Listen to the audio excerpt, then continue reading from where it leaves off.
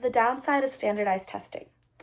While standardized testing is an easy way to collect mass data from students nationwide, standardized tests are inaccurate and unfair in measuring a student's progress.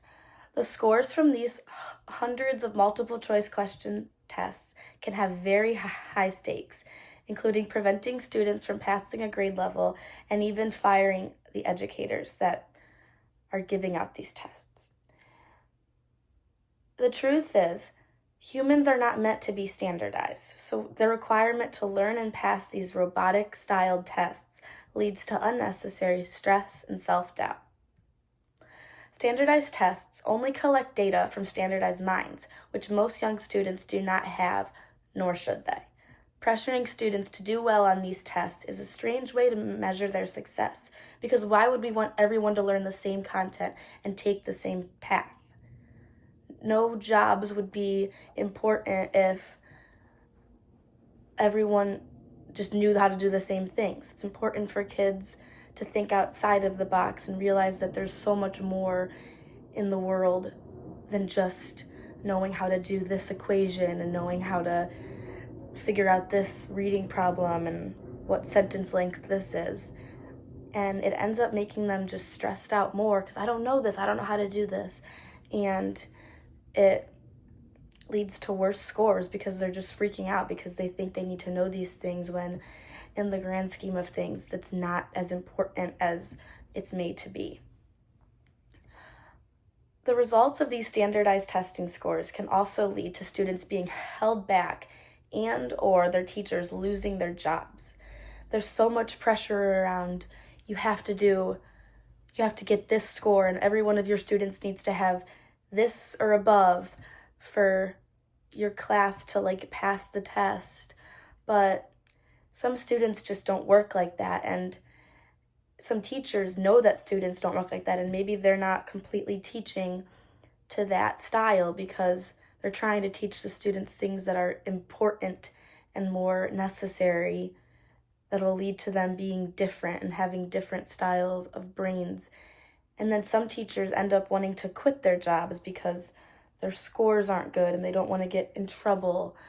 It's just a whole big thing that all comes down to these hundreds of questions that everyone has to do amazing on. And the truth is not everyone can do amazing on them. Only a small percent of kids know how to pass these tests because personally, they're not easy and not everyone finds them easy. Like I was saying, students with attention disorders lose focus on these tests, and then they think that makes them unintelligent or they're not smart enough, and they get sent down to the principals and being like, what's going on?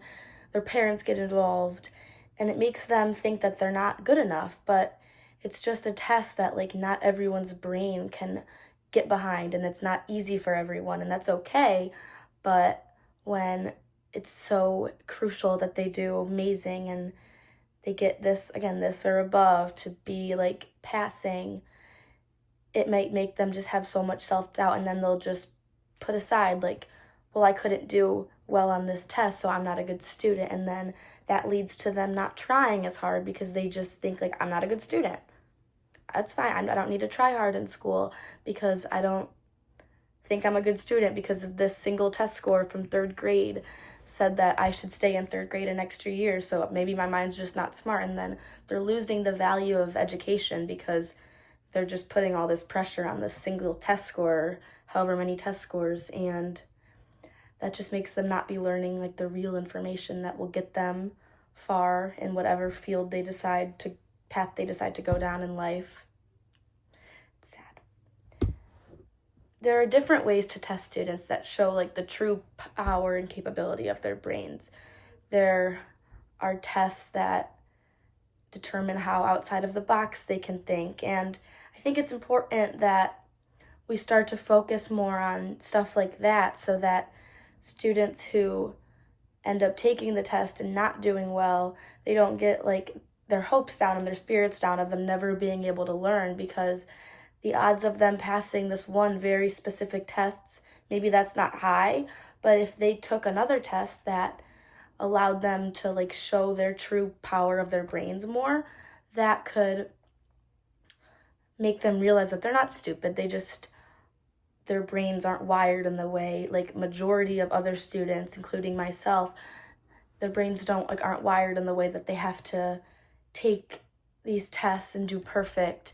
If they realize that there are tests that they can't take that do show their brain power but don't make them think so poorly of themselves and so low of themselves, it'll make them have faith that they are a good student. They just aren't wired the way that some of the higher educators are making them think they have to be wired. So I just think that it's important that we try to drift away from that style. I know that it's necessary to test what students need to succeed and continue to go up the ranks in like their schooling system, but there are ways to do it that don't make the kids feel so bad about themselves or the teachers feel like they are failing. And yeah, thank you.